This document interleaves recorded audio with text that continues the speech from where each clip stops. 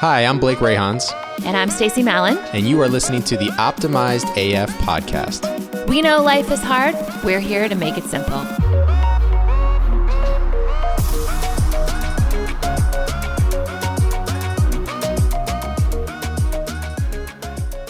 Hey, everybody, and welcome to another episode of the Optimized AF Podcast. This is Blake Rayhans.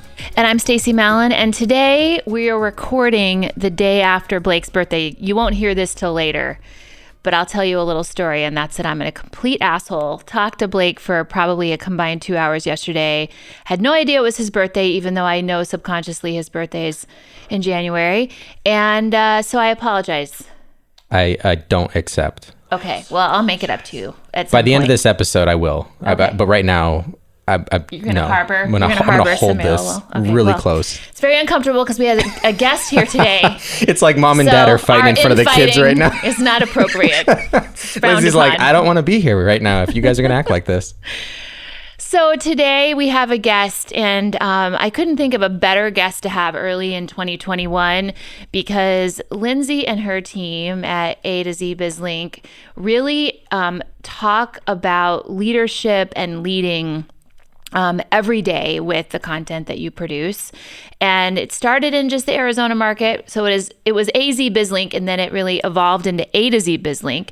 Now you're in multiple markets and really have a broader global even reach with the content that you're producing. So we're just really appreciative that you came in and to talk to us today.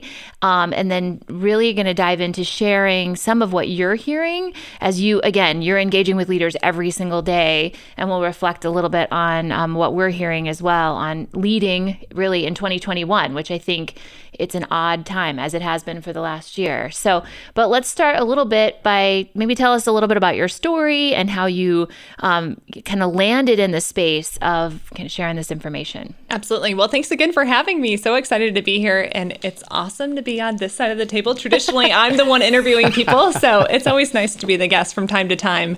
So Stacie had mentioned I am the founder and executive event producer of A to Z BizLink. That has been my fun passion project. I also wear another hat in the business community, serving as the Chief Business Development and Marketing Officer for Fennemore. But aside from that, A to Z BizLink, my passion project, how did it get started? Where did it come from? Well, that inspiration started back in my time doing economic development, working for the Greater Phoenix Economic Council. So we were working with some of the top employers from all over the country that were interested in expanding their businesses into our market. And they wanted those hidden secrets to know what the top trends were and what those major employers were doing in our market to set themselves up for success. So we had a great opportunity to further connect people, and that was a lot of fun. But I heard some really great tips that I thought a lot more people could, find value in. So rather than making those one-off introductions, we're like, let's get a group of people together. We'll bring the donuts, the coffee, whatever that looks like. And hey, if 5 people show up or 50 people show up, that's still a success. Well, the plan was to host 4 events, and hey, that was 3.5 years ago. And now last year we hosted over 70 events. So the conversations have really taken off. And so we've been able to help a lot of individuals, both personally and professionally, with finding winning strategies, tools, and tactics, and also the right resources that they need to ultimately help set themselves up for success. So that's just a little bit of, kind of how we got started. The donuts are valuable, but I think don't the rest of that is... donut. Yeah, don't underestimate the donut. But to go from 4 to 70 is pretty incredible. Yeah, well... I didn't know what that would look like. And last year we were planning on hosting all these in-person events every Tuesday morning. Well, we had to pivot like a lot of other businesses. And so we went virtual. This year we're not hosting as many, but we're bringing more quality content and just as many guest speakers and a smaller quantity of events. Yeah, I think, that goes to our topic today, right? Everybody had to sort of shift the focus, but still with driving the purpose. And I think that's something where we wanted to start talking about because, Blake and I, and our work that we do every day inside of organizations, and as you talk to leaders and organizations across the business community, multiple business communities, what are some of the things you guys are seeing in what I heard yesterday called, I don't know if this is a technical term, the elbow of COVID, which was described to me. Is it because everybody's sneezing in their elbow? I don't know. It's like the weird, ugly part of the body. Or is it like the shoulder season? So we're just coming out of the peak? I don't know. All kinds of things we could infer here. I don't know, but it seems like it's the part that is you're kind of turning a corner, but not really. It's still attached, to the other elements. So I think everybody's trying to figure out now. We know some, but we certainly don't know what this long term looks like. We were talking this morning about our strategy as a business on how to communicate around the vaccine. For example, I know that's a big challenge that employers are facing. You can't, you can't mandate, and you wouldn't want to mandate, but you also, do you incentivize? Do you not incentivize? What do you do about that? And as there continues to be business closures, especially if you're in markets in California, for example, Florida, for example, where the regs are trending to continue to encourage closure even for essential business. So what are you guys seeing people are looking at in this time, this elbow of time, they're trying to look towards the future, but still deal with what's happening right now? I don't know what you're seeing. Well, I think what COVID presented was the fact that now there's really no clear delineation between our personal or professional lives. And so all of that blurred together, and we had to start taking care of the people on our team in general. So yes, kids were running into Zoom calls and, time and energy management. We were actually working more than what we were working beforehand. So burnout was actually happening that much more greater. And so through that, we had to really start taking care of people and bringing that stuff to the foresight. So implementing strategies or sharing tips or tools were essential, so that way people weren't burning out and people were able to maintain and withstand everything that was happening. So that was one key trend that we saw in 2020. But now moving forward, the whole concept of upskilling is really the biggest thing. So we don't know what the future looks like. We can't guarantee that businesses will stay, as successful as what they have, but we're hopeful that they do. But if anything, as leaders and professionals, we have to continue to train and develop ourselves. So that way there's always opportunities on the table. So I'm hopeful everybody continues to find ways to thrive. But that's why our organization has been able to help some people. And that's what we've been even implementing within my role at Fennemore. Well, I think, it's very key what you said there. I think what I see a lot right now is because there's so much uncertainty still in front of us, I think we've weathered enough of the storm so far that I'm seeing a lot of leaders actually look backwards. They're trying to find, what should I do in the lessons that I've already learned in the last 10 or 11 months? The challenges that we're up against, though, the answers aren't necessarily there. They're not crystal clear. So I think that's what I'm seeing the most, is that these leaders are sort of caught in this place of, it is that elbow. It seems like there's light at the end of the tunnel, but it's still so much uncertainty of uncharted territory we've never navigated before. They're looking back and saying, well, what can I learn? What can I expect? But they feel stuck because the answers aren't really clearly there. So that's the first thing I'm seeing. The second, though, the thing that is a positive takeaway from this, though, is the innovation of it. So the creativity of, how do I try to have some resemblance of normalcy and do the things that I would do with my teams a year ago, and I can't. Lindsay, to your example, I had planned for in-person events. They had to get innovative and figure out a new solution to a common thing. So I think there's been a lot of really cool, neat, innovative things that have come out of that. But, as leaders, one of the key components that makes a great leader is their ability to put a plan in place and then execute on that plan. And that, I think, is one of the things most recently I've seen become an incredibly difficult thing for leaders to navigate, because every single plan you think you've put in place could be completely disrupted and upheaval the very next day or the next hour. You could walk into the office and corporate comes down and says, hey, you know what? We're seeing the numbers trend, looks like an outbreak, so your staff's not going to come into the office tomorrow. Wow, that's great, because I had meetings for everybody planned for the next 7 days to do all this training, and it needs to be hands-on, it needs to be in person. You can't do it. Okay, great. How do I pivot? And you're constantly doing that. So I think it's actually strengthening a skill set that leaders had, but we're sharpening those tools. We're not going to see that right now. I think we're just stuck in the shit, and so it feels very painful. However, we are sharpening tools right now that a year from now are going to make our leaders across the board much more effective in every way, shape, or form. That's my belief. Yeah, I think one thing that I'm seeing related to what both of you said is, and I've been driving this where I am, is the desire and the need to get talent that's very nimble. And so it's not a skill set that most people would say, unless they're in high growth spaces, they've screened for or looked for or been able to understand what that looks like when you're interviewing someone. But it started to be a topic of conversation. Obviously, how do we identify people that have high learning agility? How do we identify people that nobody loves change? I think that's a misnomer. Nobody's like, yes, please change every single day. But there are people that are more tolerant to change than other people. And I think I'm at a company that's 50 years old. And like everyone else, we had to pivot on a dime on how we provided education to students. And it was the people, some of the team that I think really stepped up to the plate that have a more growth oriented and nimble mindset. I think too, something that's come up a lot in the same area of talent is there's this perception that's just a ton of talent on the market. So, do you need to be as aggressive at identifying talent and identifying key talent?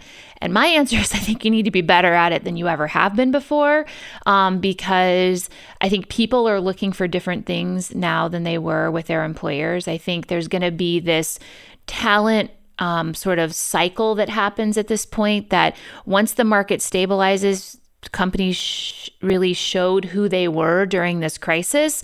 And right now, people are still a little hesitant to do anything about it. But I do think there's going to be a point in time where the market sort of stabilizes, and then top talent is going to say, you know what, it wasn't a great experience for me personally on how supportive or unsupportive an employer was. The other side of that is I think there are lots of examples. And Lindsay, you and I did a podcast with Shannon Teixeira, and we were talking about the future of HR. This is like over a year ago, pre-COVID, before we knew anything.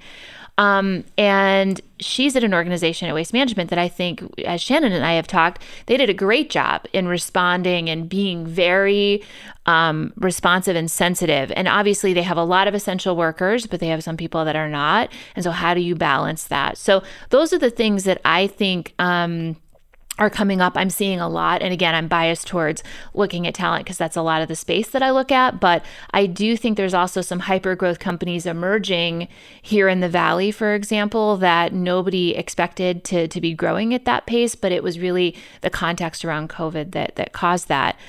Lindsay, what are some of the things related to that you've seen are things that people are coming to you and saying, what are the tips and tricks for leaders? What are some of the things that you've heard related to, as you said, the tactics or the tips that you've heard some of your experts share that for you really resonated and you shared with your team? So culture is traditionally a big topic that we talk about at some of our workforce events, workforce and leadership. So culture has been key, because how do you sustain a culture when people are working remote? So that's been one big thing. And a lot of that stems back to communication. So what are some communication strategies? What are some new processes? What are some new events that we can host? What does that look like within organizations? Because if you aren't overly communicating, if you aren't engaging your workforce, then people are kind of sitting at home on their own individual island saying, well, why do I need to work for this employer anymore? Couldn't I just do this on my own? So what's the value add that employer can provide? So yes, there is some security, that security blanket of working for an existing company. But I do think there will be a new wave of people that will look for those new career opportunities moving forward if employers don't take a hard look at it. So I think the employers that are going to get really aggressive about recruiting top talent, if they've done a great job with communication, if they can show this is what we did, this is how we stepped up, this is how we showed camaraderie and teamwork and built that culture, watch out, because they're going to get some of the best talent here in the market. Yeah, I heard a story, the employer shall remain nameless, but there was this, I think it uncovered some misperception by leadership too. A friend of mine said, yeah, we did a virtual holiday party and we used to fly everybody in. And so the feedback about the holiday that they did this year and how they did it and how they really got creative about it, the feedback was overwhelmingly positive. Turns out nobody really wanted to fly into Phoenix at Christmas away from their families and be here for the kumbaya. Like, it just didn't feel great to a lot of people. And so I think it's really also uncovering some misconceptions by leadership of what people, again, we talk about founders a lot, but sometimes people, are so in the space of what we do is amazing. I'm so aligned to purpose and I'm a senior leader inside of an organization. There's not as much tether to what really is going on for the people inside of the organization. Well, I think it goes back to what you were saying, Lindsay, is it's so tied to communication, right? So you can never, as a leader, find yourself in a set it and forget it sort of a mindset. Like, oh, well, just because it's always worked and everybody seems happy, in your example, at the Christmas party, everybody's in a cheerful mood. So yeah, everybody wants to come to Phoenix. But yeah, when you actually ask the questions and you're in truly wanting to understand, truly wanting to, they say listen for understanding, not to respond, right? So when you do that as a leader, you're going to uncover something new. And the thing that I think leaders, when you're listening to this particular podcast as a reminder, is probably isn't new information, but understand that your people change. What matters to them changes. You could have had a one-on-one with them a month ago, and the most important on their mind at the time was their vacation. They knew that they had something coming up, and flexibility with their work schedule was top of mind. A month later, things change. Life circumstances change, and so you have to be in a consistent rhythm with your people. You have to be open to asking them questions that you feel you already know the answer to, because your answer may have changed. And so I think, that's one thing I would like leaders to take away from this is you need to overly communicate it. You said it so perfectly, Lindsay. It is about overly communicating. When you think you've said it too many times, say it again. Yeah. And it'd be interesting to hear your perspective on goal setting, because Blake and I are big goal setting fans. But I've also talked to many leaders, and it's a couple of the CEOs that I do still coach, they said, well, this has really uncovered the fact that we do a super terrible job at metrics. Stop it right now. Dashboarding and setting performance goals, because you shouldn't really have a fear of having a distributed workforce from a work product standpoint. Theoretically, if you have clear goals and objectives that people need to meet, because then you're managing to goals and objectives, not butt in seat time, which is what, some organizations have defaulted to. So what have you heard from leaders as far as goal setting, and have you heard anything that's radically changed in thought process since all of this happened related to, or just the prioritization of measuring performance and goals? So I think everybody had them at the beginning of 2020, and then all of them got thrown out the window because we were just trying to figure out, well, how do we just keep our heads above water? But I think, there is a huge desire to have goals and like a set game plan in place for 2021, because that feels a little bit more normal for so many of us. And we know what we're working towards. We're excited about it. We think it's achievable, even though we don't really know what the end of 2021 will truly look like. But if we have small elements that we're reaching towards on a weekly, on a monthly, on a quarterly basis, of course, the end game may change a little bit, but at least there's a little bit more clarity in that space. And I think that feels good to a lot of people. Yeah, I think to that point you just made, I have heard to employees say, now more than ever, I really want to know what's expected of me. And so I think it does create a feeling of safety and security and normalcy to teams, to employees, because again, there's still a lot of unknown. Yeah. Well, let's break it down just in the normal course of a day. If you have an employee on your team, they're going to spend, we'll just call it a third of their day, right? They're going to spend a third sleeping, a third with you, and a third with their families, right? We would do that 5 days a week. Everything is uncertain still out in the general public, political climate, COVID, obviously. Everything else going on in our world is still uncertain to a certain degree. There's not a real clear, this will be over on July 27th at 4 p.m., life goes back to normal. No, we're nowhere close to that. So if you're going to ask them to spend a third of their time with you, that's why they're begging for that structure, for that certainty. What do you expect from me during this time? And so I think as leaders, hyper focus on giving your team that structure, those guardrails, exactly what you want them to do. Lindsay, I love that you said it on a very close, achievable time frame. Weekly. Hey, this week I really want you to focus on A, B, and C.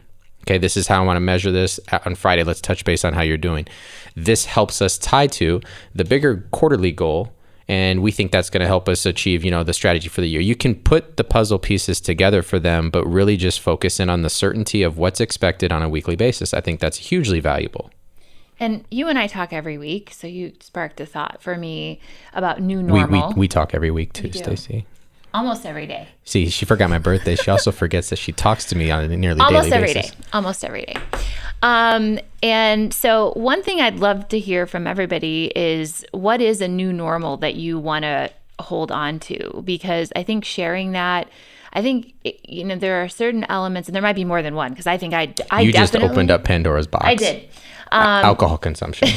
New normal. New normal. High alcohol consumption. Bottle of tequila on a Tuesday night. New normal. I know you're bourbon. No, I know, but it's Taco Tuesday, so I've gone to tequila on Tuesdays. I see.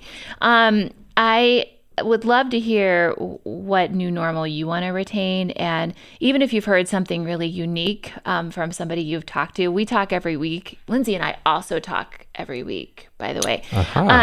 And so what have you heard from some of your folks that you thought, man, that's something I'd really want to think about for myself and people found valuable?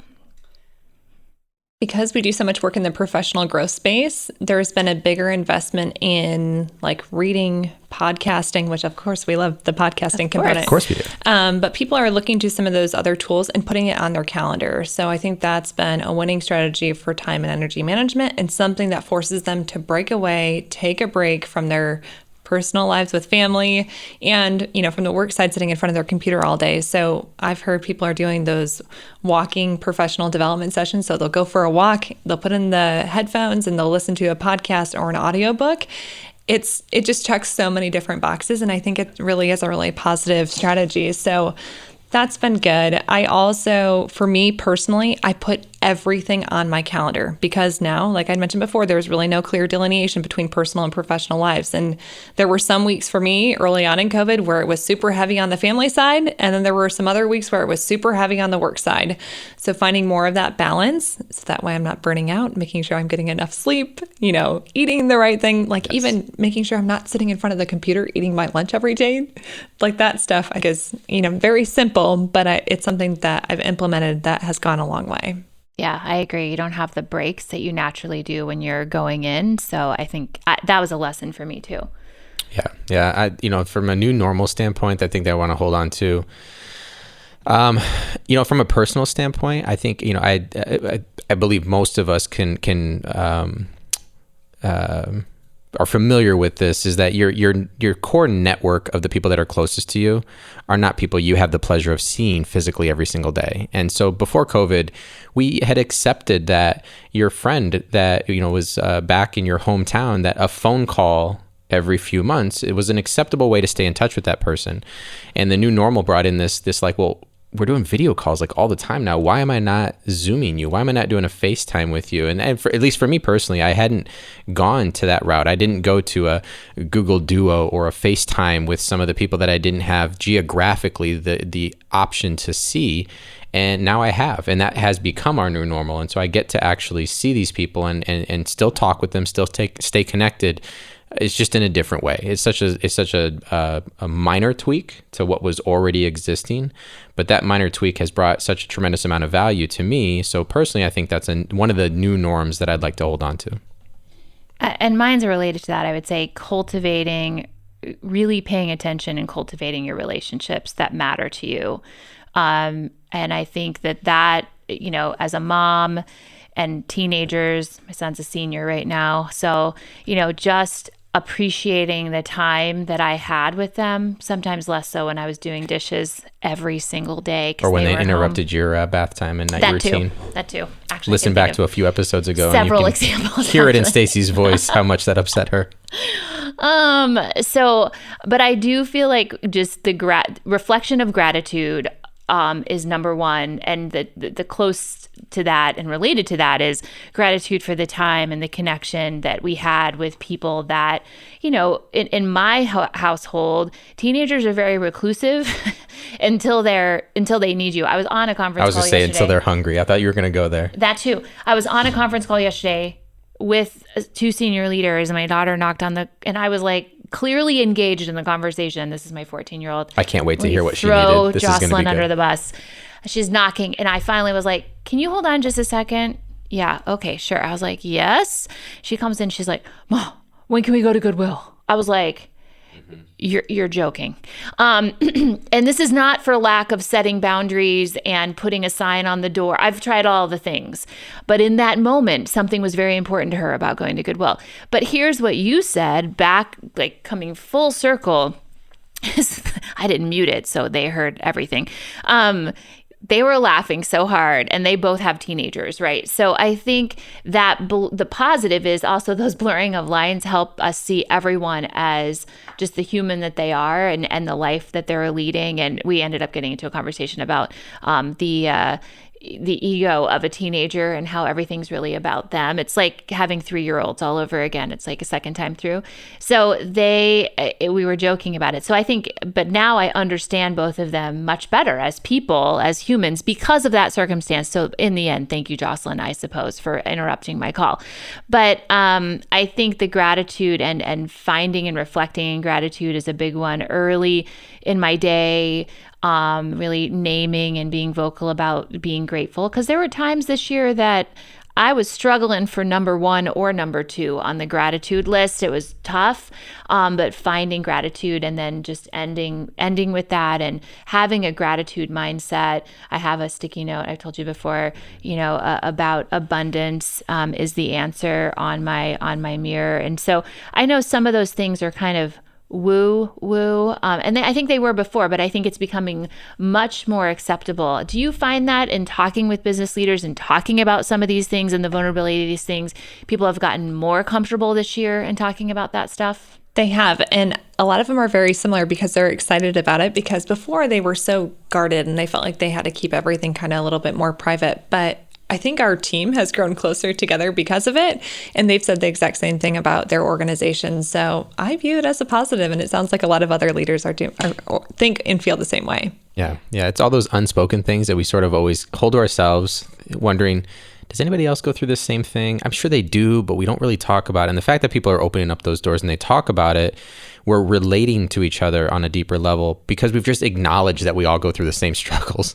It's all those things you have like shame for, like I'm supposed to be, super mom or super dad. And so I can't have any chinks in my armor, and and it's this persona that we put on, and that had become the norm for a very long time. And that put these artificial barriers between people because you always had to put this, just again, artificial persona up, like everything was hunky-dory, beautiful rainbows, nothing goes, no, everybody's mornings go to shit every once in a while, and probably more often than we even acknowledge. And it's all for a lot of the same reasons, So anyway, I think it's absolutely a beautiful thing that we're relating to people on a level that's not really anything beyond just acknowledging what's already there and acknowledging that we connect on so many other levels that are just commonplace for most households. And I know, Lindsay, you do a special breakout for women.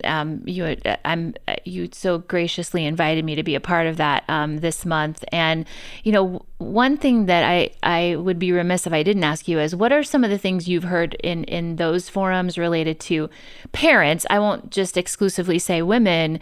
What are some of the lessons learned or the positives that have come out of this that you've heard? Because I think, one, I was listening to a diversity, equity, and inclusion expert, and she's talking about shame of, she had a 3-year-old. I'm not sure why you're pointing at me while you say that. I don't. Because in our podcast, your child is that all it is? was like pulling at your sleeve one day, and this we were like, true. This is true. our life. I have no shame in that, though. No.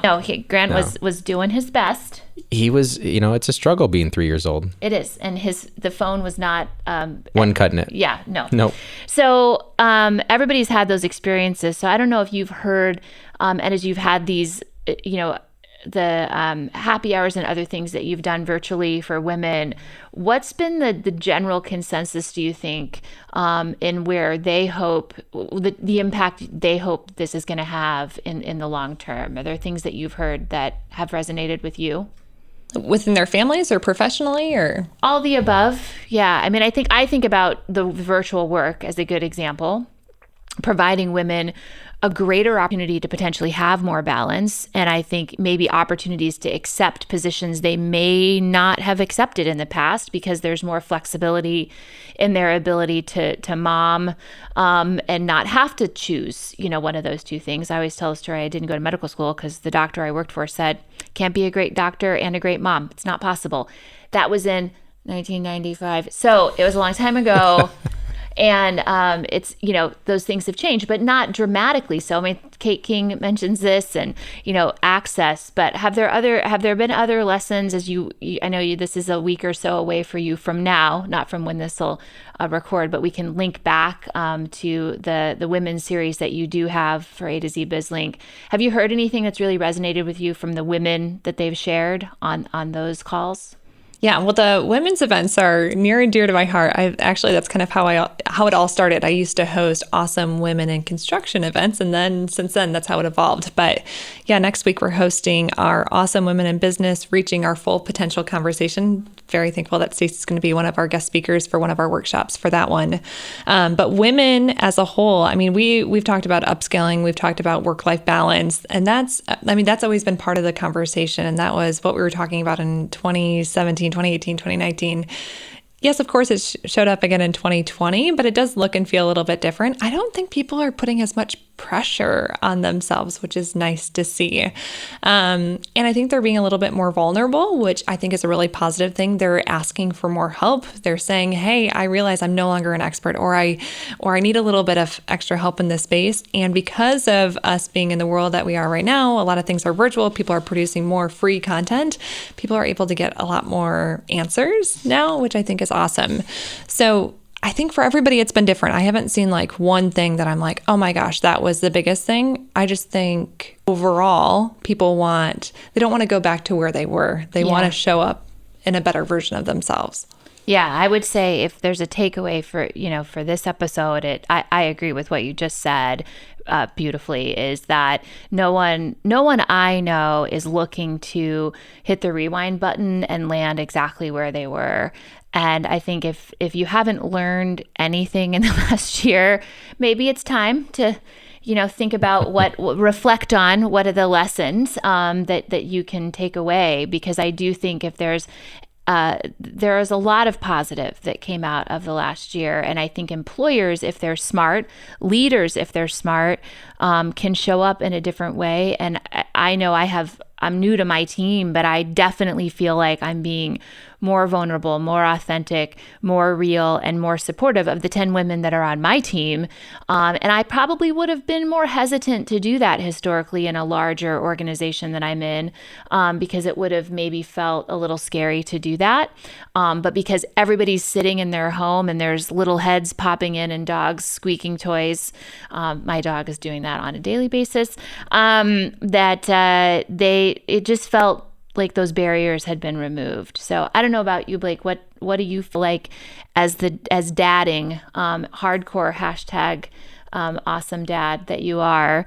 What are some things that you took away from this year as we recap? The first thing that comes to mind is slow down. Slow down to just open up your view of what is actually going on around you, and open up the acceptance to see something as a positive thing.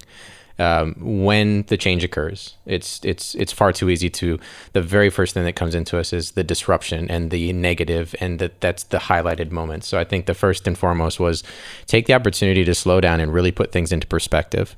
When I'm working with people, Stacie, I've told you this before, when I coach individuals, they're usually around 4 areas. I always tell them love, learn, listen, and laugh. The laughter part of it has been so key to this last year. I mean, actually finding some levity and humor in these situations that you would not normally label with that. The love has come in from being able to connect with people and care more deeply about your teams, get a genuine interest in who they are. Listening, obviously, we talked about it on this episode already. Listen to understand, don't listen to respond. The laughter part of it, and then learn. Lindsay, you mentioned it too, the personal development thing. People taking an intentional effort, marking the time on their calendar to get out of your chair, go walk outside, get some fresh air and vitamin D, Okay, we're learning the importance of vitamin D nowadays. Yes, don't live in a cave. And listen to something that you're learning from. You're strengthening the muscle that is your mind, and that therefore then gives you a broader skill set. And so I think, again, I'll just go back. First and foremost, slow down. They say slow down, smell the road. Like just slow down and appreciate the good things that we've learned from this last year. Yep. And I thank you for joining us today, Lindsay. Where can people find you, your content and information? You guys put out such incredible content and events and such a service to the community and to leaders. So where's the best place to find that information? Our website's probably the easiest spot. So it's azbizlink.com. We're on all social media platforms, but the biggest one that we're on, since we're so professionally focused, is LinkedIn. So would love for anybody to further connect. Of course, if we don't have an upcoming event that aligns with what you're looking for, we have probably the right resources. So I'm always happy to serve as that connection point in the community. Thank you. Fantastic. So thanks for joining us again. And thank you, Blake. Happy birthday. Thank you. Late again. I do appreciate it now. And do you forgive me? I do. Okay, good. We right. can end the episode now. So right. Thank you for joining us, to our listeners. And we always appreciate you joining us and look forward to whatever's next for 2021. Take care. Hey guys, thanks for listening to our show. You can find Blake and I on social media channels at Blake Rayhans and at Stacie Mallon. Be sure to follow Optimized AF on Instagram and rate and subscribe to this podcast on iTunes. See you next time.